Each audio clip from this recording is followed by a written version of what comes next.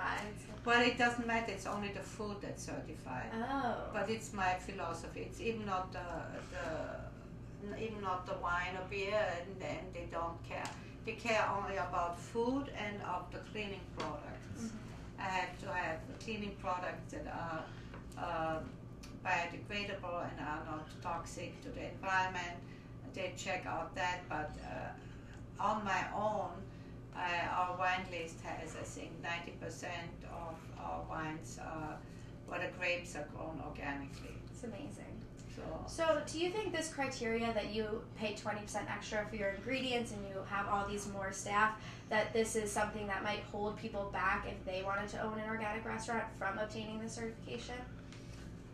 Yeah, I think that, and also chefs, I think I deal with seasonal ingredients and often and local farmers, and often chef wants asparagus, let's say in February. Well, you can't get organic asparagus in February, or they want to use or strawberries. They want to use raspberries or strawberries in the winter. Well, it's often not possible to get. Often you cannot get organic ingredients or certain oils, or you just cannot get it. So that's for many people also a deterrent, that you cannot use certain flours, you cannot use certain chocolate. That makes easier for a pastry chef or a baker. I mean, basically I can use only one kind of olive oil because that's the only olive oil that is sold in big drums to me, so that I can afford it. That's certified organic. So if so that's the deterrent. Of course, the price. The cost is also a big deterrent, because there are not that many restaurants where actually the chef owns the restaurant. Often the chef is employed in a bigger company, and so he has with shareholders or with investors, and so or in a hotel, and so they have to their point of making money is much bigger than with me, and we're sort of a family enterprise. I know that you say that you change your menu daily with the ingredients that you're able to buy. Do you think this is a necessary factor in owning an organic restaurant, that you have to sort of compromise with the farmers and what you're able to offer your customers? I think that you don't have to change it. I think you would have to change it. I tried to change it only like once a week, but somehow it never worked out exactly out of that reason, because suddenly I couldn't get, I didn't have any more chicken breast, or I didn't have any more duck breast, or I didn't have any more steak, and that cut of steak that I had on the menu, or so I or even the vegetables, I suddenly had, there were no more broccoli available or rapini. So we came to the point that there's always something to change, maybe only 10-15%, but it's still enough so that we have to change the restaurant. We tried not to change so much because it's environmentally not good. I mean, we use all these papers and all the ink, but I think changing it actually helps my food costs. Right.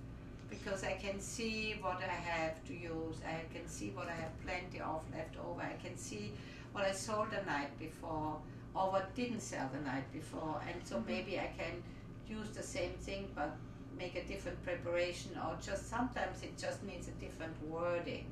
The way you present it on the menu, it might not be very enticing to the customer. So to change the menu has a lot of advantages, but environmentally it's not that advantageous. Okay, so there are a lot of restaurants in DC that proclaim themselves organic. For example, Kopi's Organic Restaurant and the Chesapeake Room. Do you think that consumers truly understand the difference between a self-proclaimed organic restaurant and a certified organic restaurant like your own? Probably not, but I have it written on my menu. I'm happy that there are other restaurants that claim to be organic, and they probably are. They're using a lot of organic ingredients, but they are not certified, which means they don't do it at least 95%. Maybe they do it 50%, and I think it should be encouraged. I think customers probably, there are more and more actually customers that care about organic ingredients. Why do you think this is? Out of health reasons, I think that this restaurant here attracts a lot of people from 30 on to 100, and probably in young professional in their 30s. So that's the time when people start to have perhaps health problems, or have a family that have health problems, their parents, and that they became more aware of what they put into their body. And so I think that's one of the reasons why I'm still in business after 35 years, right. Because people realize how important it is to eat clean, nutritious food. And so, do you think that having this certification helps a restaurant to publicize itself better and intrigue customers to come in? Yeah, I think it's a question of trust. I really do, because the customer comes and sees that I don't only claim it myself. I have the stamp of approval from the U.S. government that I'm certified and I'm inspected. So I think it's with everything. I think people who are informed a little better, they really appreciate it. Other people, they are just happy that somebody offers maybe just organic chicken or organic lettuces, right. which is should be supported.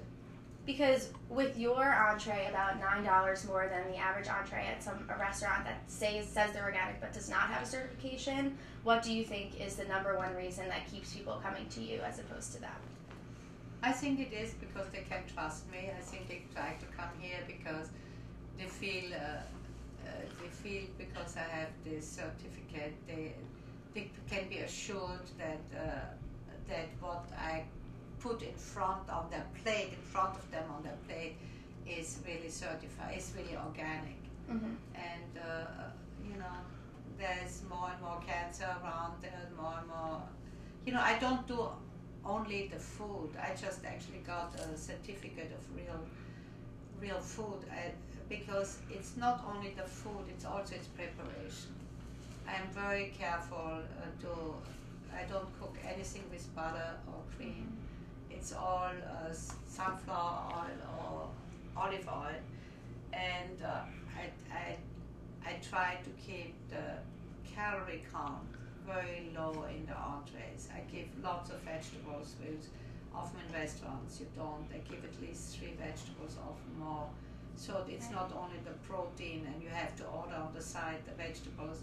When you order your fish or your chicken or your steak, you get a starch. Could be a potato, could be farro, could be a risotto, could be quinoa, and then you get at least two green vegetables, and it can be chard or kale, and then green beans, sugar snaps.